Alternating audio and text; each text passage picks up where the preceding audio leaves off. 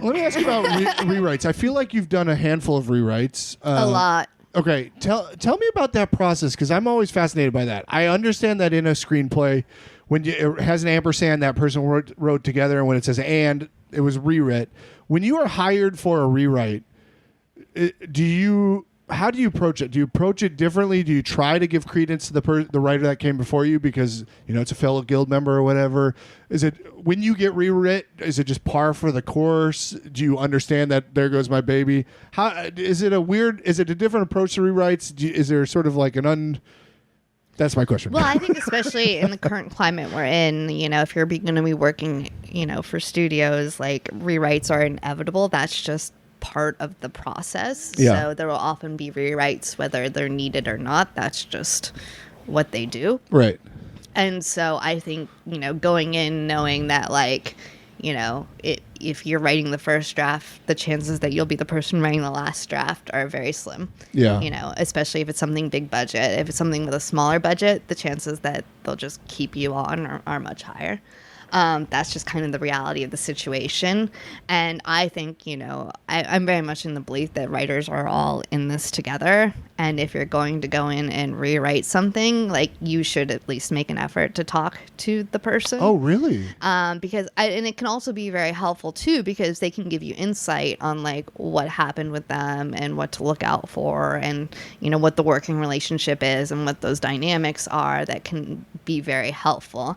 And some people are responsive to that and some people aren't, but I think it just is a good faith effort to make an effort to reach out to the person that came before, because very often you'll be the script, I can kind of see where the notes came in and how you had to take a note that wouldn't work, and the poor writer got blamed for that, right, yeah. And then I'm supposed to come in and fix it, and how am I supposed to have that conversation with them and all that? And typically writers are very open and great about that. That's because awesome. We just understand this is what the job is.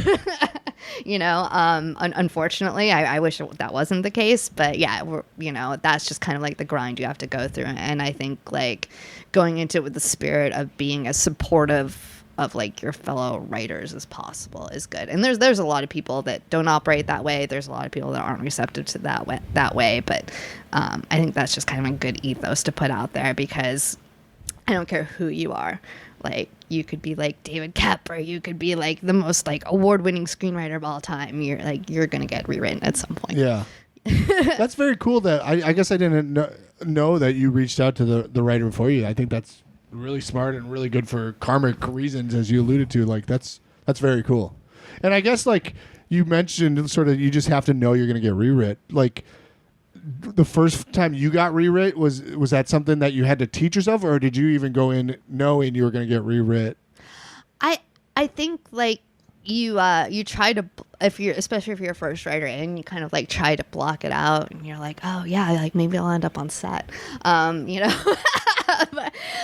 I think I think I had enough, I asked enough questions and I spoke to enough professional writers where they all kind of prep me for kind of what you're in for when you're doing a big studio gig. Yeah. Yeah, I think that's really cool. It's a healthy mindset if you can get there. Yeah, no, it's a weird amount of investment and detachment you have to have, and sometimes I'm really good at that and sometimes I'm not. Yeah. I would say we're probably all that way. Yeah, I mean, it's very similar to auditioning here on the actor side. You can daydream about what's going to happen if you book it, but you also got to be realistic that 99 out of 100 are not, and you just got to let it go and Completely. say, I gave it my best. I gave it the old college try. No, 100%. And saying 100% though, you do have to give it 100% and then disenfranchise yourself from it. Yeah. You have to say, compartmentalize it. And I don't know. I admire actors because, and correct me if this assessment is wrong, but I feel it's easier for me to disenfranchise myself from what I wrote because it's actually physically apart from me. Sure. I can literally just close my computer or toss away the pages. It's not, even though I put my heart into it, it's not physically me. Yeah. And with actors, I'm oh my God, it's physically you. How do you do that? I think, for me, I kind of do the same thing. I have pages a script I toss.